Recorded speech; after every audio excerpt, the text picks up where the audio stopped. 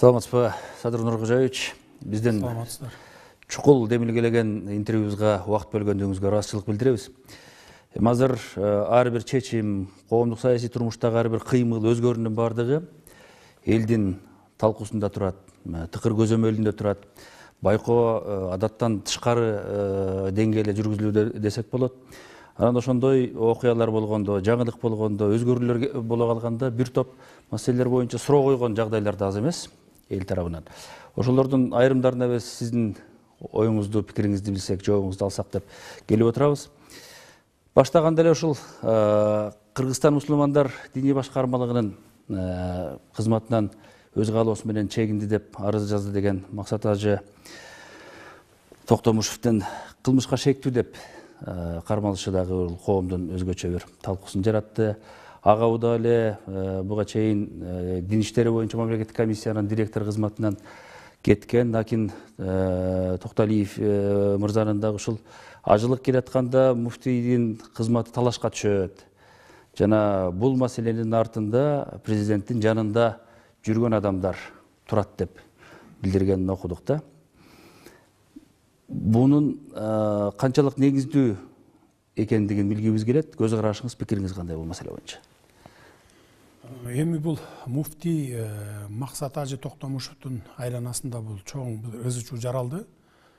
Бул өтө резонанстуу иш, ошондуктан бул боюнча бул максатта эми мен майдалансам дагы башынан баштап айтып берүүгө туура келет да. Бул иште мурдатан эле бир ушул диний тармагында жүргөн аалымдар, диний тармагында жүргөн жарандарыбыз эки бөлүнүп алып чабышып келаткан ушундай жоруктары бар да. Бул тетиги мурунку жылдан баштап 4-5 жылдан бери келаткан эле окат экен бул.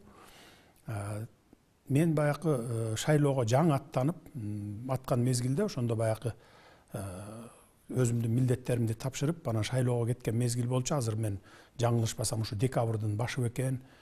Ушундай убакта штабта отурганда Максат Ажы өзү келген маган. Анан келип арыз муңун айтты. Ушинтип аалымдар кеңеши мени ушу эрте мөөнөтүмөн эртерээк азыр кызматыман алып, анан башка шайлоо, жаңыдан шайлоо өткөрөбүз деп атат. Биздин шайлоо болсо ушу апрель айында келип калмак. Ушуган бир 3-4 ай эле калды, 4 ай эле. Ошо өз убагында өтсө жакшы болот эле деп маган штабка келген. Мен кабыл алгам, экөөбүз 1 саат сүйлөшүп олтурганбыз. Ал бардык жагдайды айтып түшүндүргөн. Анан мен ошол замат эле сурасам, ал киши айтты, ушу дин башкармалыгын көзөмөлдөгөн жанагы директор биздин мамлекеттик.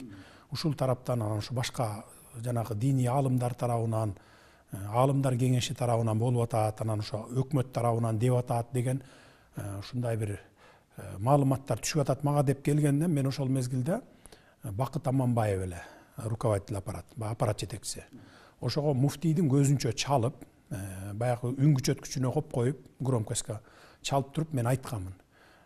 Өкмөт эч качан ушу муфтияттын ишине кийлигишпесин. Кимди алат, кимди коет, бирөөңөр да кийлигишпегиле. Бирок мындай үстүртөн көзөмөл алалы, эгерде туура эмес жолго кетип аткан болсо, анда түздөп коюп турабыз биз. Мамлекеттин максаты ошол болуш керек. Деп туруп анан ошол Бакыт Аманбаевга чалып бардыгына айткын. Ошол агенттикке дагы айткын. Жана динди көзөмөлдөгөн комиссияга дагы айткын башчысына деп ал убакта мен ошо Акин Токталиевди коюп кеткен элем. Ушу дин комиссиясында анткени көп жылдан бери ушу динчилдердин укугун коргоп, жана түрмөдө жаткан адамдардын укугун коргоп, жана Хизбут Тахрир жана башка деп соттолуп кеткен адамдардын укугун коргоп жүргөн адам болчу. Анан мен ушулардын укугун коргосун деген максатта ошол кишини коюп кеткем дагы Бакыт Аманбаевга руководитель аппаратка айтканмын. Ошого сиз айтыңыз, бардыгына телефон чалыңыз. 3 ай 4 ай убакыт калыптыр. Анын эч айырмасы жок. Ошо апрелде эле ошо аалымдар кеңеши жанагындай курултайы, дин тармагындагы курултай келип, кимди шайлап алса аны шайлап алсын. Только ошол биздин салттуу динди кармаган, динчилдердин баарын башын бириктирип турган, ызы чуу болбогон адамды койсун деп ушинтип токтотуп койгон. Бул ошо декабрдын башы болчу. Андан кийин мына ушу жакында эле ушу мен инаугурациянын алдында дагы мага маалымат келди. Кайрадан эле бай ызы чуу болуп атат. Ушу дин башкармалыгы эки бөлүнүп чабышып атат ичинен. Аалымдар кеңеши муну эртелеп бүгүн алып, Анан кийин кайра жаңыдан тез арада биз курултай уюштуруп шайлоо кылабыз деди.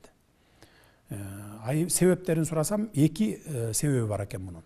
Анткени койгон баягы талаптары биринчиси акчаларды жеп койду деген, анан экинчиси болсо ошол баягы Чубак ажы сыяктуу бул Максат ажы дагы жана YouTube'да жүрбөйбү, сабак берет эмеспи? Суроо жоопторго берет, дин тармагында.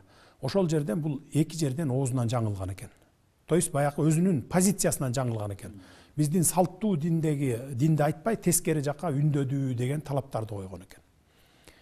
Анан ошол жерден мага маалымат жеткенден кийин мен эми Арзыбек Бурханов деген менин жанымда жүрөт, мурда депутат болгонбуз, чогуу жакшы таанышпыз. Ал жардамчы катары эле мен аны баягы мен инаугурацияга даярданып атып, колум бошобогондуктан эле аны сурандым. Сен барып Максат ажыга жолугуп эле, өзүнө жолугуп. Эгерде ушундай ызы чуу болуп аткан болсо, баарынын башын бириктирип, ынтымакта тынч эле баягы тарап кетишсин, чепкен калпагын жаап эле анан эгерде шайлоосу болсо, каалаган кишисин шайлап алсын. Биз мамлекет кимди шайла, муну шайла, тигини шайла деп киришпейбиз динине. Дин тармагындагы ошо динди түшүнгөн адамдар, чөйрөсүндөгү адамдар кимди кааласа ошону коюп алсын деп эле айткам.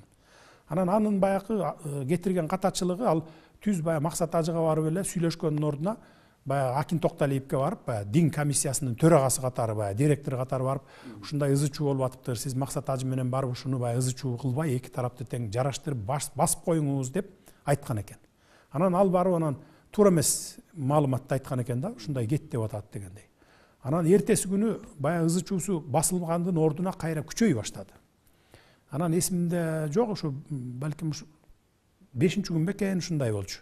Баягы инаугурацияга жакындап калган мезгил эле, анан мен өзүм муфтийге чалдым.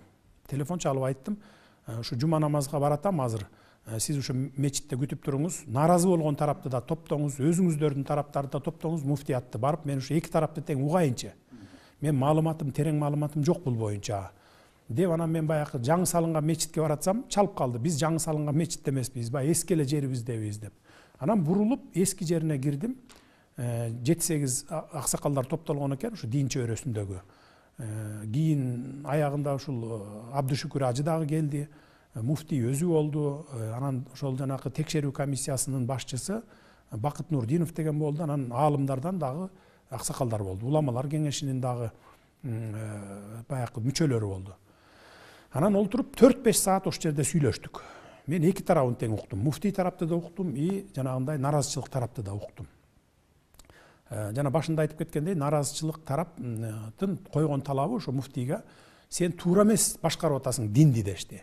Биринчиси. Экинчиси, сен акчанын көбүн жеп койдуң, азыр баягы былтыркы жанагы ажылыкка барабыз деп чогулткан адамдардын акчалары чогулган да былтыр, где-то бир 16 миллион доллардын тегерегинде акча чогулган экен.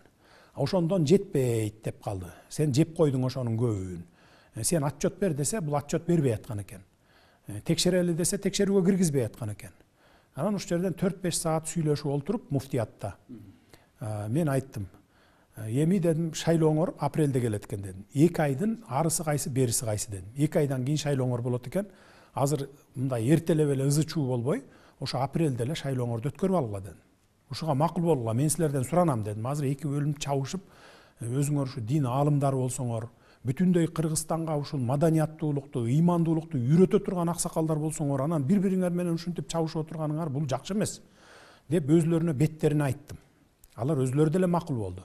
Макулсуңарбы десем, макул болду дагы, кетти. Эми бияка баягы каражат маселесинен коюп аткан претензияңар болсо, жана жеп койду, ичип койду деген претензияңар болсо, мага ишенсеңер, мен мындай бухгалтер жиберип, кассасын текшертип, анан сиздерге ушу наразы болуп аткан тарапка мен отчетун берейин дедим. Ага бир 10-15 күн убакыт керек, мага убакыт берсеңер, мен текшертип берейин дагы, анан силерге киргизбей атса, силерде мынакей Бакыт Нурдинов деген комиссиясынын төрагасы бар экен, баягы текшерүү комиссиясынын. Ушулардын ичине кошуп баягы жиберип баягы бухгалтерди. Анан текшертип туруп, анан силерге маалымат берели деп, ошо менен макулдашып, татынакай бири-бири менен элдешип, анан тарап кетишкен. Бул ошо инаугурациянын алды болчу, баягы датасы так эсимде жок. Тарап, анан кетишкен да. Анан мен бухгалтер жиберип, баягы ревизионный комиссиясы менен кошо текшере башташты булар. Текшере баштаганда эле чындыгында биякта бул жетишпегендиктер бар экен.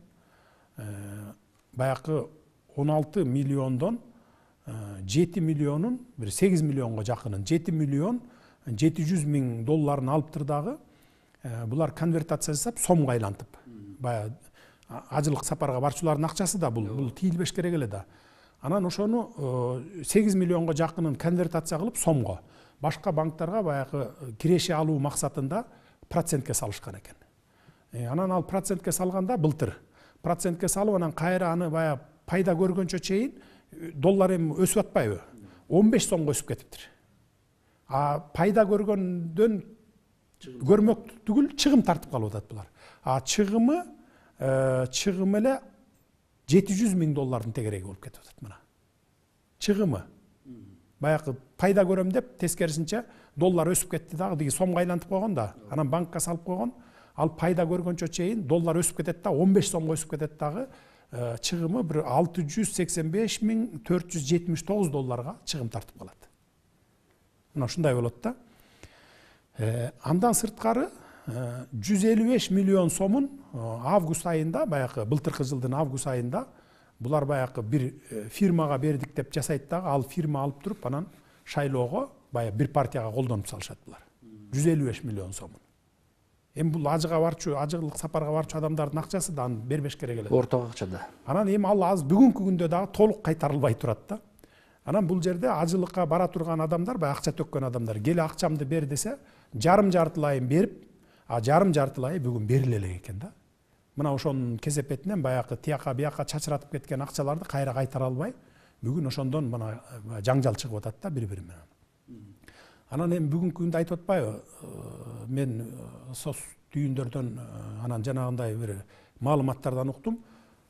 Как будто мен Садыр Жапаров же болбосо Ташиев атайлап баягы муфтийди каматып, ушундай бир ошо муфтийдин орду керек болуп атат дегендей айтып атышат да. Мына төбөбүздө Кудай карап турат, мага муфтийдин ордунун кереги жок. Ал кимисин шайлап алса, анысын шайлап алсын. Мен ушул жерде ошо аалымдар кеңешинин алдында, муфтиятта отурганда муфтийдин алдында, ошо Абдышүкүр ажы да бар эле, баягы дин аалымдарынын баарын көзүнчө айттым элем. Мына төбөбүздө Кудай карап турат. Силердин ушу шайлооңорго мамлекеттик чиновниктер бирөө дагы кийлигишпейт деп. Бир гана ошо силерден сураныч, таза, салттуу динди тутунган муфтийди шайлап алгыла деген сураныч болгон. Мен бүгүн дагы айтып коеюн, бүткүл ошол биздин Кыргызстандагы дин тармагында жүргөн жарандарыбызга кайрылып коеюн. Ошо шайлоодо таза келип, таза адамды, таза муфтийди шайлап алыштарын суранат элем мен. Мамлекет кийлигишпейт. Эгерде туура эмес жолго баратса, анда туура жолго түздөп койгонго биздин күчүбүз жетет. Бирок ошо шайлоосуна кийлигишпешибиз керек. Мына бизде 3-чү жолу революция болду, өзүңүздөр билесиздер, октябрда. Бүт бардыгы келип шайлоонун кесепетинен чыккан. Анан эми бул парламенттик шайлообу, президенттик шайлообу, ушу дин аалымдарын муфтийди шайлообу айырмасы жок. Кайсы гана шайлоо болбосун. Шайлоо деген сөз бул элдин пикири менен эсептешүү деген сөз. Көпчүлүк сизди шайласа, сиз болуңуз. Тиги кишини шайласа, тиги болсун. Мына ушундай принципке баратабыз. Кудай буйрса жакында апрель айында жергиликтүү шайлоолорго дагы өтөт. Жергиликтүү депутаттарга, шаардык депутаттарга дегендей. Ал дагы таптаза ойдон өтөт. Анткени мурда ушул президенттик шайлоодо айтканбыз, сатып алуу, сатуулар болуп турган болсо кармап туруп камагыла деп. Мына жергиликтүү кеңеште дагы ошондой принципти карманабыз. Мындан ары кандай гана шайлоо болбосун. Мейли муфтияттан диги муфтийди шайлайбы, шаардык кеңештин депутатын шайлайбы, жогорку кеңештин депутатын шайлайбы же президентти шайлайбы, таптаза өтүш керек.